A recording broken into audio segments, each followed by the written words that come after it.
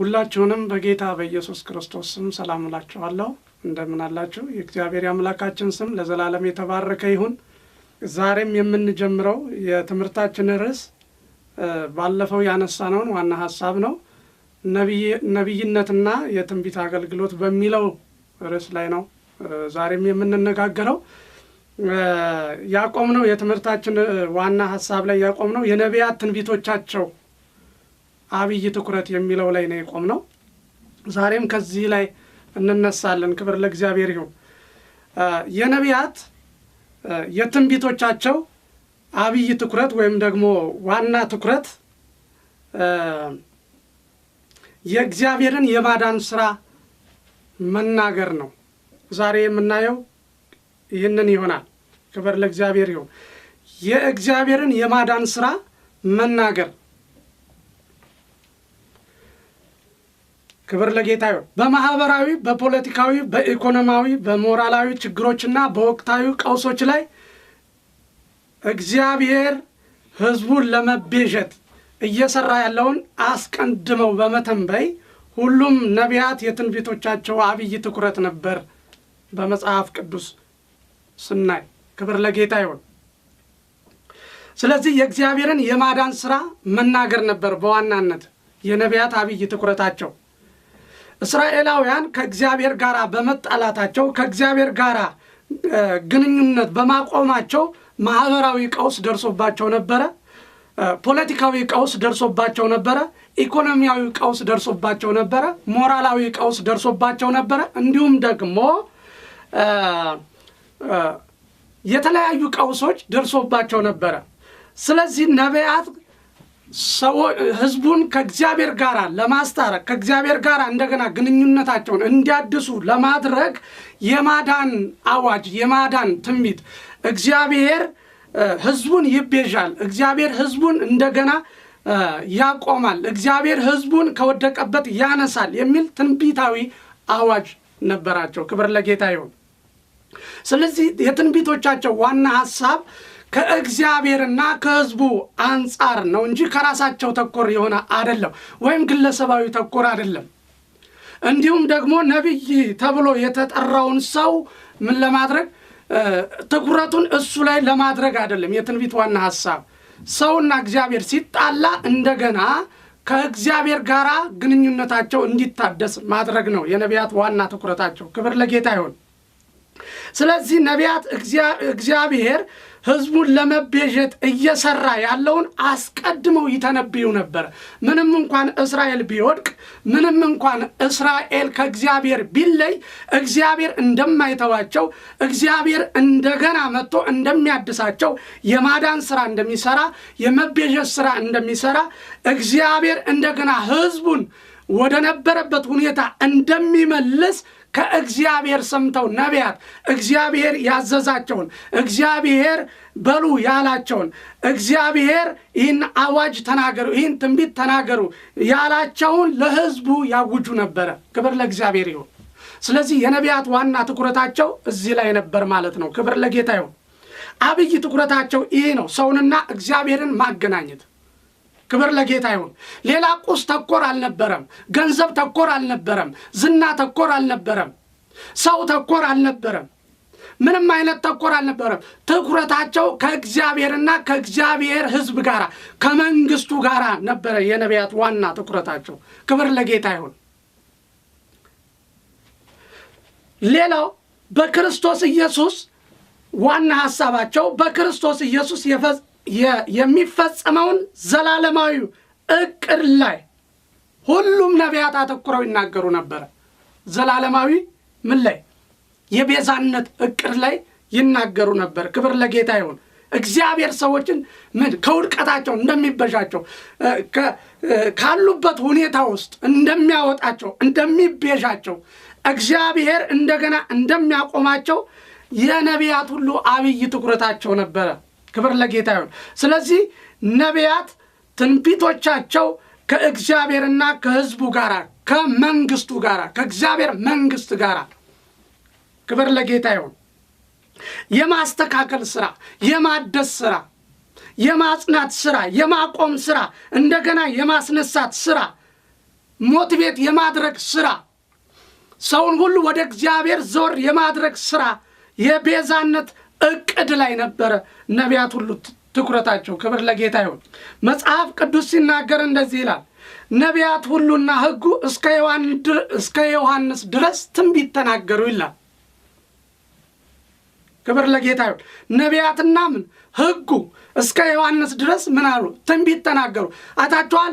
ሕጉ የሚናገረው ስለ ክርስቶስ ነው፣ ስለ እግዚአብሔር መንግስት ነው።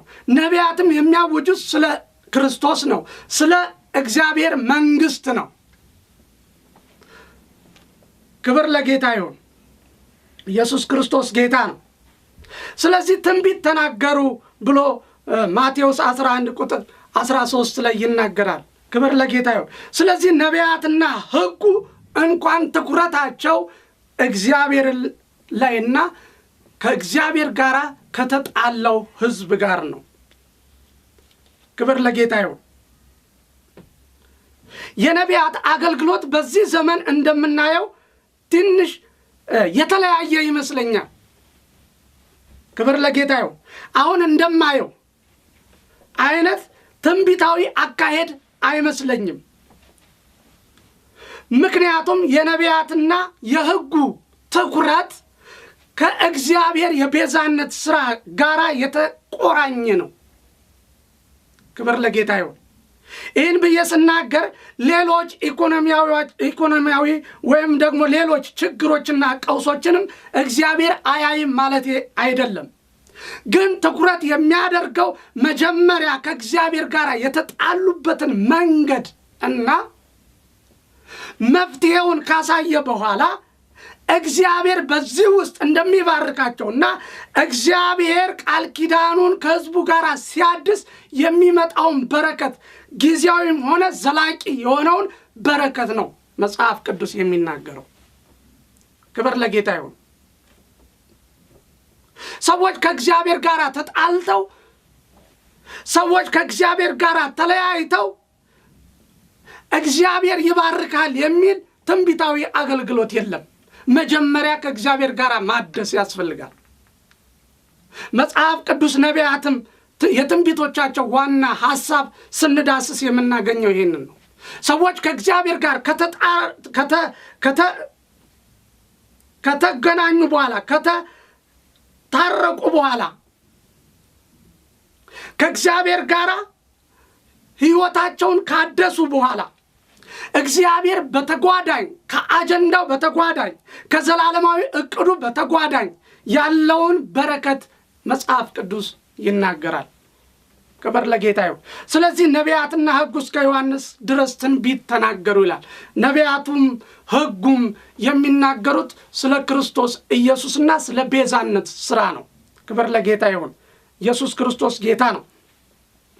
የአዲስ ኪዳን ሐዋርያትና ወንጌላውያንም የብሉይ ኪዳንን የትንቢት ነገረ ፍጻሜ በማረጋገጥ ክብር ለጌታ ይሁን፣ ፍጻሜውን በማረጋገጥ በነቢያት እንደተጻፈ በማለት ይናገራሉ።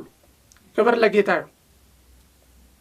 ለምሳሌ ያክል ድንግል ትጸንሳለች፣ ወንድ ልጅም ትወልዳለች ተብሎ በኢሳይያስ ምዕራፍ 7 ቁጥር 1 እስከ 14 ላይ የተነገረውን ትንቢት የሐዲስ ኪዳን ወንጌላውያን የሐዲስ ኪዳን ሐዋርያት አረጋግጠው እናያለን። ክብር ለጌታ ይሁን። ስለዚህ ሕጉና ነቢያቱ ሁሉ ስለ ክርስቶስ ኢየሱስ ይናገሩ ነበረ። ትኩረታቸው ያ ነበር፣ ዋና ሐሳባቸው ያ ነበር እንጂ ቁሳዊ ነገር ላይ አልነበረም። የሰዎች ጊዜያዊ ደስታ ላይ አልነበረም። የሰዎች ጊዜያዊ ፍላጎት ላይ አልነበረም። ዘላለማዊ ሐሳብና ዘላለማዊ ፈቃድ ነበር የትንቢቱ ዋና ሐሳብ። ክብር ለጌታ ይሁን። ስለዚህ የአዲስ ኪዳን ሐዋርያትና ወንጌላውያን የብሉይ ኪዳንን የትንቢት ነገረ ፍጻሜ እንዲህ ተብሎ እንደተጻፈ በማለት ያረጋግጣሉ፣ ያውጃሉ። ነቢያት የተናገሩት ስለ ክርስቶስ ኢየሱስ የትንቢታቸው ነገረ ፍጻሜ በደንብ አስረግጠው ጽፈዋል፣ አረጋግጠውልናል። ክብር ለጌታ ይሁን። ኢሳይያስ 7:17 በማቴዎስ 11:23 ላይ ያለውን ወንጌላዊው ማቴዎስ እንዲህ ተብሎ እንደተጻፈ ድንግል ትጸንሳለች፣ ወንድ ልጅም ትወልዳለች፣ ስሙንም አማኑኤል ይባላል ተብሎ የተጻፈውን ትንቢት ማቴዎስ በምዕራፍ 11 ቁጥር 23 በአዲስ ኪዳን እንደገና ሲያረጋግጥልን እናያለን። ክብር ለጌታ ይሁን። ኢየሱስ ክርስቶስ ጌታ ነው። ስለዚህ ነቢያት ነገረ ፍጻሜ የሚናገሩት የትንቢታቸው ነገረ ፍጻሜ ሄዶ ትኩረቱ ክርስቶስ ላይ ነው የሚያደርገው። ትኩረቱ ሰዎች ላይ አይደለም። ትኩረቱ ግለሰቦች ላይ አይደለም። ትኩረቱ የዝና ጉዳይ አይደለም። ትኩረቱ የአጀብ ጉዳይ አይደለም። ትኩረቱ ክርስቶስ ኢየሱስ ላይ ነው። ክብር ለጌታ ይሁን። ሌላው የምናየው ልጄን ከግብፅ ጠራሁት የሚለውን ነው። እስቲ ብዙ ነገሮችን የሐዲስ ኪዳንና የብሉይ ኪዳንን ጥምረት እናያለን። የትንቢት ጥምረት እናያለን። ክብር ለጌታ ይሁን። ሐሳባቸው እንዴት እንደሚስማማ በወንጌላትም በነቢያትም እንዴት ትንቢታቸው እንደሚስማማ፣ ቃሉ እንዴት እንደሚስማማ፣ ቃሉ እንዴት ህብረት እንደሚያደርግ፣ ቃሉ እንዴት አጽንቶና አረጋግጦ እንደሚነግረን እናያለን። ክብር ለጌታ ይሁን። ልጄን ከግብፅ ጠራሁት ይላል ሆሴ። ክብር ለጌታ ይሁን። ይሄ ትንቢት በሆሴ 11 ቁጥር 1 ላይ የተነገረ ትንቢት ነው። ክብር ለጌታ ይሁን። የሆሴ ትኩረቱ ልጅ ኢየሱስ ክርስቶስን ወደ ግብፅ እንደሚመጣ፣ የግብፅ ጣዖታት ሁሉ እንደሚርዱ፣ እንደሚንቀጠቀጡ፣ የማዳን ተስፋ እንደሚፈጸም፣ በክርስቶስ እንደሚጠቀለል ክብር ለጌታ ይሁን ይናገራል። ይህንኑ ምዕራፍ ሆሴ 11 ቁጥር 1 ማቴዎስ 2:14 ወንጌላዊ ማቴዎስም እስከ 15 ቁጥር ባለው ውስጥ አረጋግጦ ይናገራል። ክብር ለጌታ ይሁን። ኢየሱስ ክርስቶስ ጌታ ነው። ማቴዎስ 2 ቁጥር 14 እስቲ እናንብበው። ክብር ለጌታ ይሁን። እርሱም ተነስቶ ሕፃኑንና እናቱን በሌሊት ያዘና ከጌታ ዘንድ በነቢይ ልጄን ከግብፅ ጠራሁት የተባለው እንዲፈጸም ወደ ግብፅ ሄደ። ሄሮድስም እስኪሞት ድረስ በዚያ ኖረ ይላል። ክብር ለጌታ ይሁን።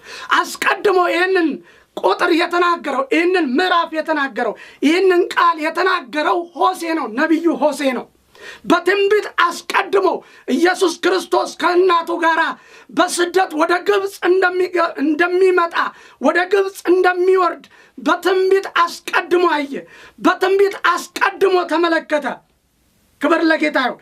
ስለዚህ ጥርትና ግልጽ የሆነ ትንቢት ስለሆነ የማቴዎስ ወንጌል ምዕራፍ 2 ቁጥር 14 እስከ 15 ላይ ያለው ምዕራፍ ሲደርስ ማለት ነው፣ ነገረ ፍጻሜው ሲደርስ፣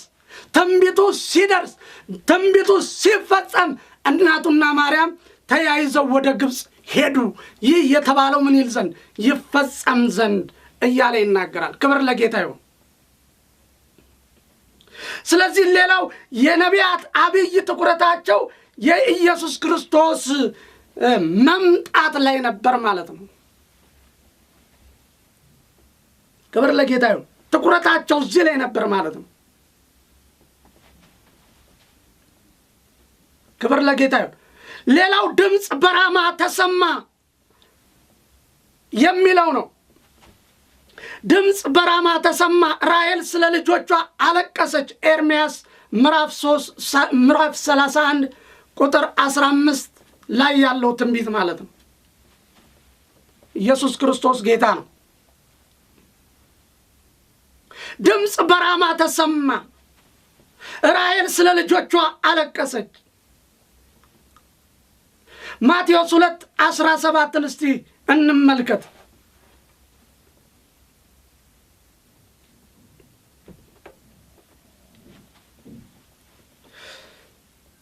ከ16 ጀምሮ ላንበው። ከዚህ በኋላ ሄሮድስ ሰብአ ሰገል እንደተሳለቁበት ባየ ጊዜ እጅግ ተቆጣና ልኮ ከሰብአ ሰገል እንደተረዳው ዘመን በቤተልሔምና በአውራጃው የነበሩትን 2 ዓመታት የሆናቸውን ከዚያም የሚያንሱትን ሕፃናት ሁሉ አስገደለ።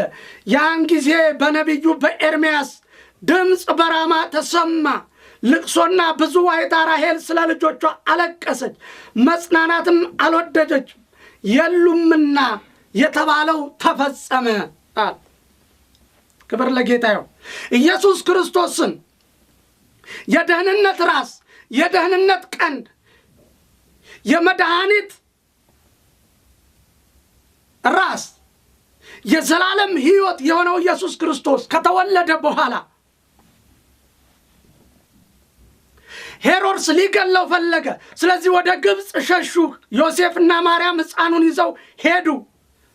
ስለዚህ ሕፃኑን እንዳላገኘ ባወቀ ጊዜ ሄሮድስ ሕፃናቱን ሁሉ በአውራጃ ያሉትን ሕፃናት ሁሉ ሰበሰበና ሁሉንም ጨፈጨፋቸው። በዚህን ጊዜ ነቢዩ ኤርምያስ አስቀድሞ በትንቢት የተናገረው ቃል ተፈጸመ። ድምፅ በራማ ተሰማ፣ ራሔል ስለ ልጆቿ አለቀሰች፣ ብዙ ዋይታ ሆነ፣ መጽናናትም አልወደደችም የሉምና ሞተዋልና ያለው ቃል ይፈጸም ዘንድ ይሄ ሆነ ብሎ ማቴዎስ 2:17 ቁጥር 2:17 እና 18 ላይ ሲፈጸም እናያለን። ክብር ለጌታ ይሁን። ስለዚህ ማቴዎስ ይውላችሁ በብሉይ ኪዳን ያለውን የትንቢት ቃል እያጎዳኘ የትንቢቱን ቃል እያገናኘ ፍጻሜውን ይናገራል። ነገረ ፍጻሜውን፣ የትንቢቱን ነገረ ፍጻሜ፣ የነቢያትን የትንቢት አገልግሎት ነገረ ፍጻሜ ይናገራል። ክብር ለጌታ ይሁን። ስለዚህ ዋና ትኩረታቸው ምንድነው? ከክርስቶስ ኢየሱስ ጋር ከቤዛነት ሥራ ጋር ነው። ክብር ለጌታ ይሁን። የመጀመሪያው ቅድም እንዳልኩት አብይ ትኩረት የእግዚአብሔርን የማዳን ሥራ ማወጅ ነው። ከእግዚአብሔር ጋር የተጣሉበትን ኬዝ ወይም ደግሞ የኃጢአት ምክንያት ማደስ ነው ብለናል። ሁለተኛው የክርስቶስን ኢየሱስ የቤዛነት ሥራ ማወጅ ነው ብለናል። የነቢያት ትኩረታቸው። ክብር ለጌታ ይሁን። ሌላው በኢሳይያስ ስለ ክርስቶስ ኢየሱስ የተነገረው ትንቢት፣ የትንቢቱ ፍጻሜ፣ ነገረ ፍጻሜ የጌታን መንገድ አዘጋጁ የሚለው ነው። ኢሳይያስ 40 ቁጥር 3 ላይ ያለው ቃል፣ ይህም ቃል ማቴዎስ ምዕራፍ 3 ቁጥር 3 ላይ ጠቅሶ እናገኘዋለን። ክብር ለእግዚአብሔር ይሁን። ነቢያት ሁሉና ሕጉ እስከ ዮሐንስ ድረስ ነበሩ ይላል መጽሐፍ ቅዱስ። ቅድም እንደተናገርኩ በማቴዎስ 11 ቁጥር 13 ላይ ይህ ቃል ይናገራል። ይህንን ቃል እናገኘዋለን። ክብር ለጌታ ይሁን። ስለዚህ ሕጉ፣ ወንጌሉ፣ የትንቢት መጽሐፍት እንዲሁም ደግሞ የአዲስ ኪዳን መልእክታቶች ሁሉ ስለ ኢየሱስ ክርስቶስ የማዳን ሥራ አስቀድሞ በነቢያት የተነገረውን የሚያረጋግጡ ናቸው። ኢየሱስ ክርስቶስ ጌታ ነው። ክብር ለጌታ ይሁን። እኔ እየዳሰስኩ ያለሁት በማቴዎስ ወንጌል ብቻ ያለውን ነው። ከወንጌላትና ከነቢያት እንዲሁም ደግሞ ከምሳሌ ከመዝሙራት ጋር የማገናኘው የማቴዎስ ወንጌልን ብቻ ነው። ሌሎችም ይህን ሐሳብ አጽንተው ይናገራሉ፣ ወንጌሎችና መልእክታቶች። ክብር ለጌታ ይሁን። ሌላው በሞት ጥላ ውስጥ ለሄደ ሕዝብ ብርሃን ወጣላቸው። ኢሳይያስ ቁጥር 1 ማቴዎስ 4:14 ላይ ይህንን ቃል እናገኘዋለን። ክብር ለጌታ ይሁን። እስቲ ማቴዎስ 4ን እናንብበው።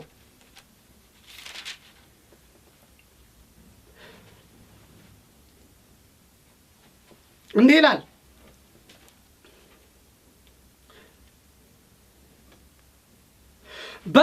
በነቢዩም በኢሳይያስ የዛብሎን ምድርና የንፍታሌም ምድር የባህር መንገድ በዮርዳኖስ ማዶ የአሕዛብ ገሊላ በጨለማ የተቀመጠው ሕዝብ ብርሃን አየ፣ በሞት አገርም ጥላ ለተቀመጡት ብርሃን ወጣላቸው የተባለው ይፈጸም ዘንድ ይሄ ሆነ ይላል። ክብር ለጌታ ይሁን። አታቷል። ኢየሱስ ክርስቶስ በቅፍርናሆምና እንደገና በዛብሎን በንፍታሌም አገር ባለፈ ጊዜ ነቢዩ ኢሳይያስ በምዕራፍ 9 ቁጥር 1 ላይ ነቢዩ ኢሳይያስ የተናገረው ቃል ተፈጸመ። ኢየሱስ ክርስቶስ በቅፍርናሆም በንፍታሌም በዛብሎን ምድር ሕዝቡን ሁሉ እየፈወሰ ዓይነ ስውራንን እየፈወሰ የሞተውን እያስነሳ የታመሙትን እየፈወሰ ተአምራት እያደረገ ሲያልፍ ወንጌላዊው ማቴዎስ እንደዚህ አለ፣ በኢሳይያስ የተባለው ቃል ይፈጸም ዘንድ ይሄ ሆነ ይላል። ክብር ለጌታ ይሁን። ስለዚህ ነቢያት የሚናገሩት ነቢያት የሚያውጁበት ዋናው አብይ ትኩረታቸው አብይ መልእክታቸው የማዳን ስራ ነው፣ የቤዛነት ስራ ነው። የክርስቶስ ኢየሱስን የመቤዠት አዋጅ ያውጃሉ። ትንቢታቸው ይህ ነው። ዋና ሐሳባቸው ይህ ነው። ክብር ለጌታ ይሁን። ኢየሱስ ክርስቶስ ጌታ ነው። ስለዚህ ዛሬ አገልግሎታችሁ ምን ይመስላል? መጽሐፍ ቅዱሳዊ ነው ወይስ ሰዋዊ ነው? የመልእክታችሁ ትኩረት ምድራዊ ነው ወይስ ሰማያዊ ነው? ሞቲቫችሁ ምድራዊ ነው ወይስ ደግሞ ሰማያዊ ነው? አገልግሎታችሁ እንደ ቃሉ ነው ወይስ ደግሞ ግምታዊ ነው? ወገኖች ሆይ የነቢያት አገልግሎት እንዲሁ ቀላል አይደለም። ምክንያቱም እግዚአብሔር የጠራቸውና ለዚህ አገልግሎት የለያቸው ሰዎች ብቻ የሚያገለግሉት አገልግሎት ነው። ማንም ተነስቶ ነቢይ ነኝ ሐዋርያ ነኝ በሚል ብቻ የሚሰራ አገልግሎት አይደለም። ክብር ለጌታ ይሁን። ኢየሱስ ክርስቶስ ጌታ ነው። የመጽሐፍ ቅዱስን ዋና ሐሳብ በአገልግሎታችን መርሳት የለብንም። የቃሉን መንፈስ መዘንጋት የለብንም። መጽሐፍትን ማንበብና መዳሰስ ያስፈልገናል። ማጥናት ያስፈልገናል። የነቢያት አብይ ትኩረታቸው ምንድን ነው? ራስ ተኮር ናቸው? ግለሰብ ተኮር ናቸው? ወይስ እግዚአብሔር ተኮር ናቸው? ወይስ ደግሞ ለእግዚአብሔር ሕዝብ የቆሙ ናቸው የሚለውን ማየት ያስፈልጋል። ስለዚህ ወገኖች ሆይ እግዚአብሔር እንደጠራን በዚያ ጥሪያችን እግዚአብሔር በእውነትና በመንፈስ ልናገለግለው ይገባል። የአምላካችን የእግዚአብሔር ስም ለዘላለም የተባረከ ይሁን። እስቲ አጭር ጸሎት እንጸልያለን። እግዚአብሔር ሆይ በጌታ በኢየሱስ ክርስቶስ ስም ጸልያለሁ። ዛሬ እንደ ቃልህ በሕይወታችን ያንተን ዋና የሆነውን አገልግሎት አብይ ትኩረት እንደ ቃልህ መኖር እንድንችል ማገልገል እንድንችል ለዚህ ቃል ታማኞች እንድንሆን በጌታ በኢየሱስ ክርስቶስ ስም ጸልያለሁ። የቃልህ መንፈስ የቃልህ ኃይል እንዲበራልን ዕለት ዕለት በቃልህ መገዛት እንድንችል በቃልህ መኖር እንድንችል ለቃልህ ታማኝ ሆነን መኖር እንድንችል በጌታ በኢየሱስ ክርስቶስ ስም ጸልያለሁ። ደግሞም በዚህ ጸጋ ለሚያገለግሉ በዚህ ጸጋ በነቢይነት አገልግሎት ለሚያገለግሉ ሰዎች በእውነት ማንነትን በእውነት የቃልህን ሐሳብ በእውነት እግዚአብሔር ሆይ እንድታበራላቸው ጸልያለሁ። እግዚአብሔር ሆይ መንገዳቸው ከመንገድህ፣ ሐሳባቸው ከሐሳብህ፣ ኑሯቸው ካንተ መንገድ ጋር በጌታ በኢየሱስ ክርስቶስ ስም የተስማማ እንዲሆን ጸልያለሁ። አምላኬ እግዚአብሔር ሆይ ከሚመጣው ከሐሰት ነፋስ ከስህተት አሰራር እግዚአብሔር ከግዴለሽነት ሕይወት በጌታ በኢየሱስ ክርስቶስ ስም እግዚአብሔር አገልጋዮችን እንድትጠብቃቸው ነው ጸልያለሁ። አንተን መምሰል እንዲችሉ ጌታ ሆይ ኑሯቸው፣ ሕይወታቸው፣ አገልግሎታቸው፣ ንግግራቸው፣ እያንዳንዱ እርምጃቸው እግዚአብሔር እንደ ሐሳብህና እንደ ፈቃድ እንደ ቃልህ እውነት እንዲኖሩ እንድታግዛቸው ነው ጸልያለሁ። አቤቱ የዘላለም አምላክ እግዚአብሔር ሆይ ቃልህ እውነት ነው። ቃልህ አርነት ያወጣል። ቃልህ ነፃነትን ይሰጣል። በጌታ በኢየሱስ ክርስቶስ ስም ይህን ለሚሰሙ ሁሉ አርነትና ነፃነት ፈውስ እንዲሆንላቸው ጸልያለሁ።